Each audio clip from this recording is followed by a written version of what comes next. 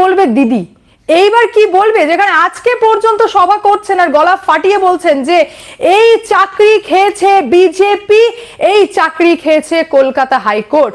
এমন জায়গায় পৌঁছে দেওয়া হয়েছিল যে প্রাক্তন বিচারপতি অভিজিৎ গঙ্গোপাধ্যায়কে নিয়ে কালকেই একজন প্রার্থী, চাকরিহারা একজন, তিনি বলছেন যে কুলাঙ্গারের মতো রায় দিয়েছিলেন, কুলাঙ্গারের মতো অর্ডার দিয়েছিলেন প্রাক্তন বিচারপতি অভিজিৎ গঙ্গোপাধ্যায়। আমি সেটাকে নিয়ে আলোচনা করতে চাই না, এরকম মানে একটা তামাশা বানিয়ে রেখে দেওয়া হয়েছিল।